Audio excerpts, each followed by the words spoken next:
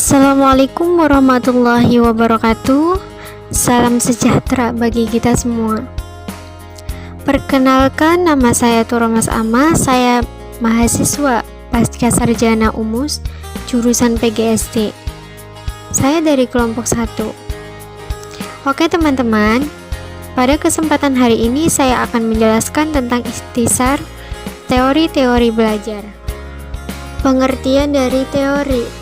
Teori adalah seperangkat asas yang tersusun tentang kejadian-kejadian tertentu dalam dunia nyata. Sedangkan menurut Hamzah, menyatakan bahwa teori merupakan seperangkat preposisi yang di dalamnya memuat tentang ide, konsep, prosedur, dan prinsip yang terdiri dari satu atau lebih variabel yang saling berhubungan satu sama lainnya dan dapat dipelajari, dianalisis, dan diuji serta dibuktikan kebenarannya.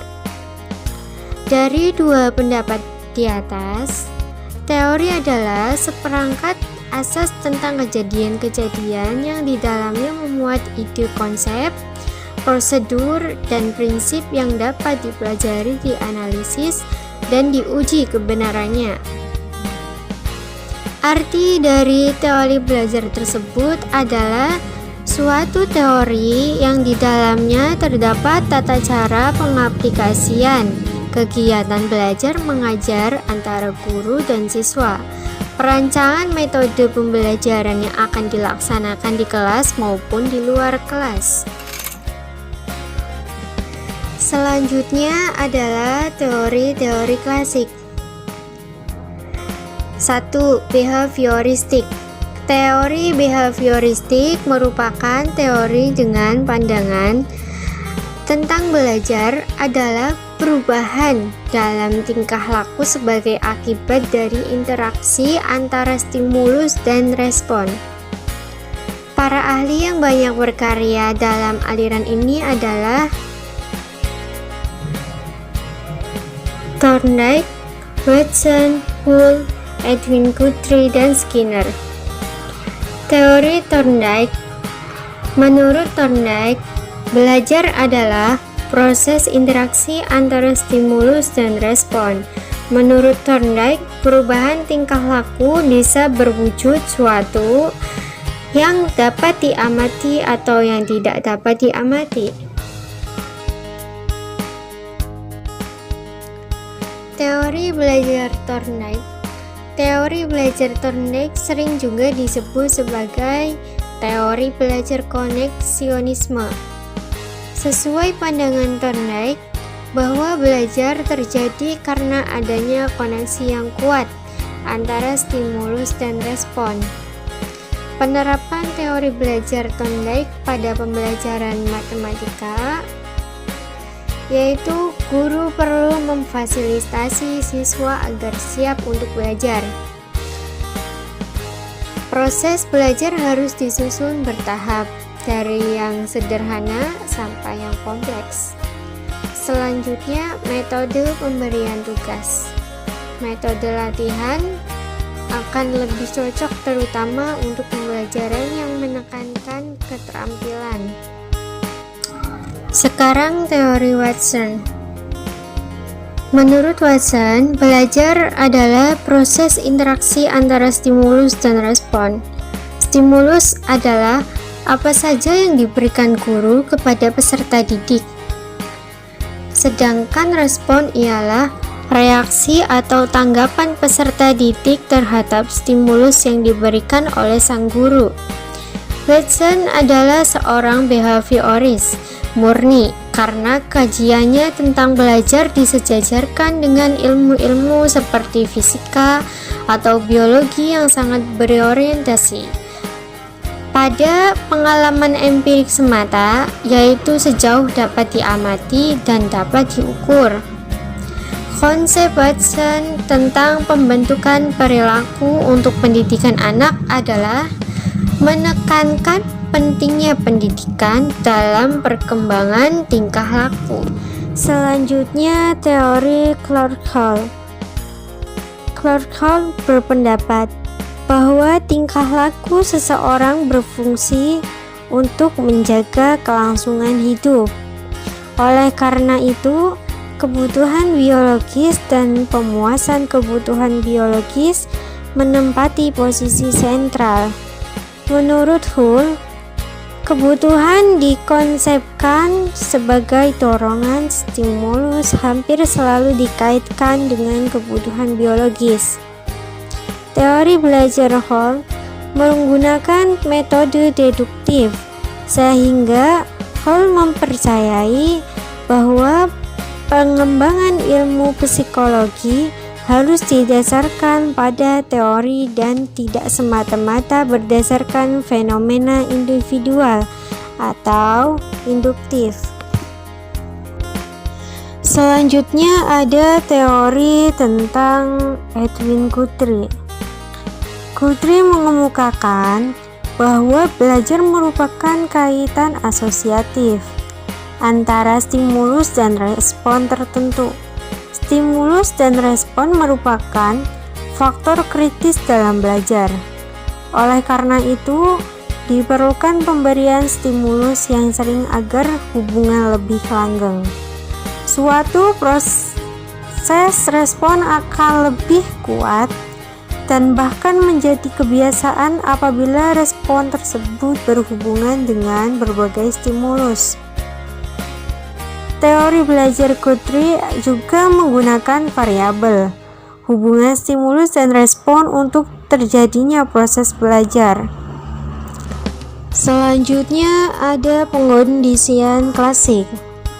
Pengkondisian klasik adalah tipe pembelajaran di mana suatu organisme belajar untuk mengaitkan atau mengasosiasikan stimulus.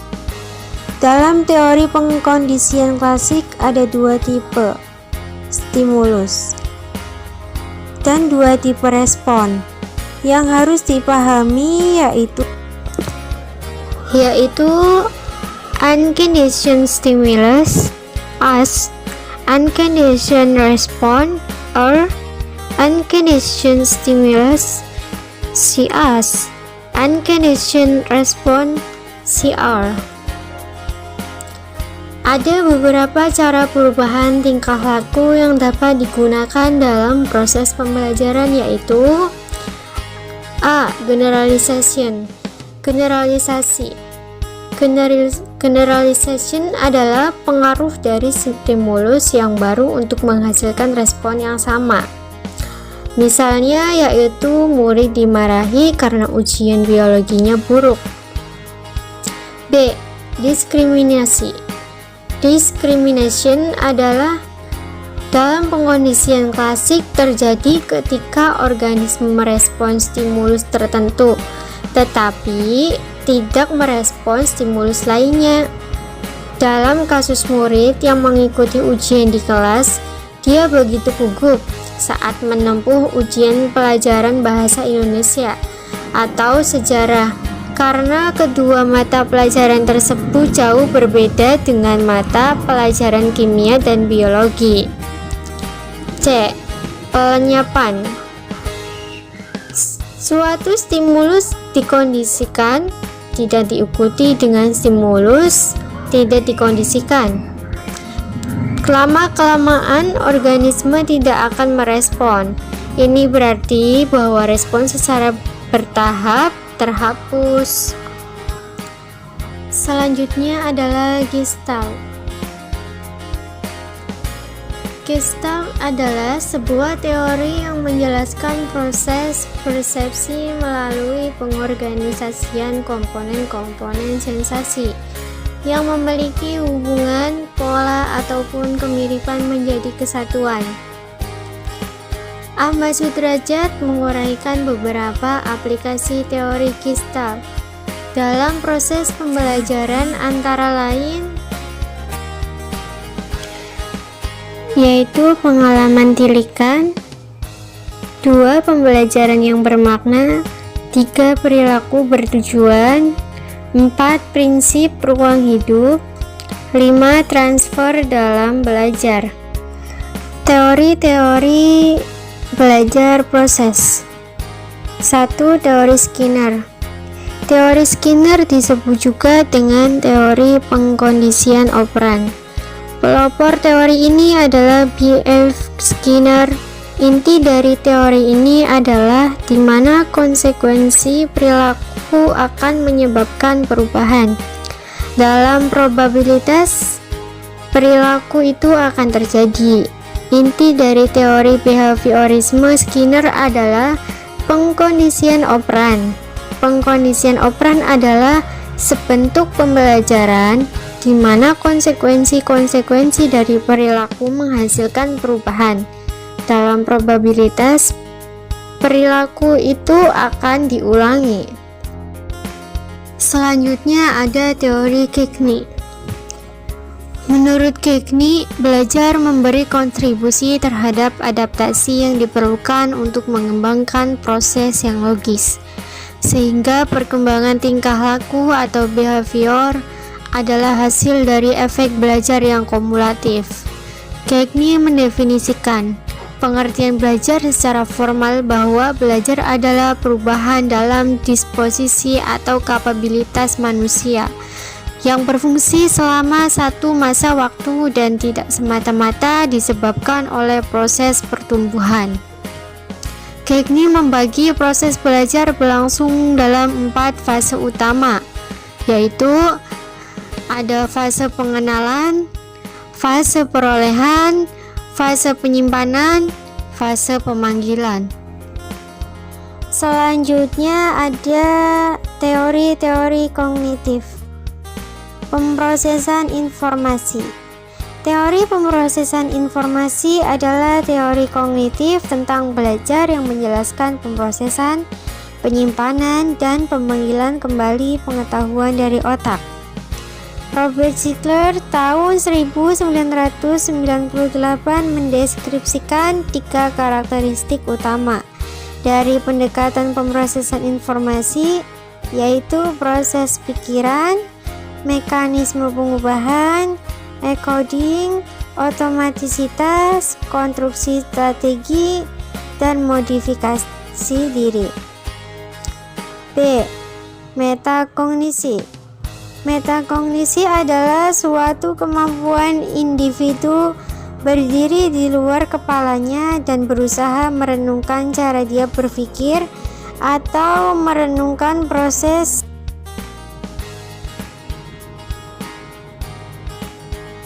kognitif yang dilakukan. C. Sibernetik.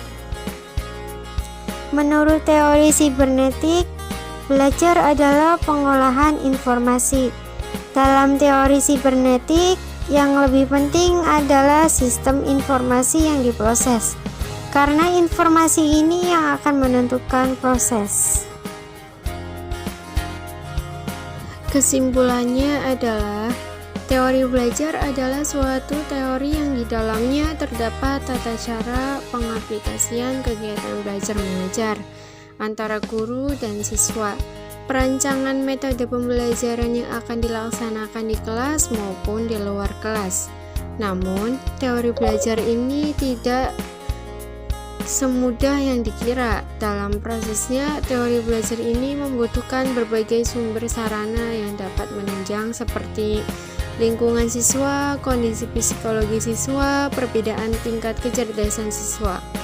Semua unsur ini dapat dijadikan bahan acuan untuk menciptakan suatu model teori belajar yang dianggap cocok. Tidak perlu terpaku dengan kurikulum yang ada, asalkan tujuan dari teori belajar ini sama dengan tujuan pendidikan. Oke teman-teman, kurang lebihnya seperti itu tentang penjelasan ikhtisar teori-teori belajar. Saya mohon maaf apabila penyampaian saya ada salah kata. Wabillahi taufiq wal hidayah. Wassalamualaikum warahmatullahi wabarakatuh.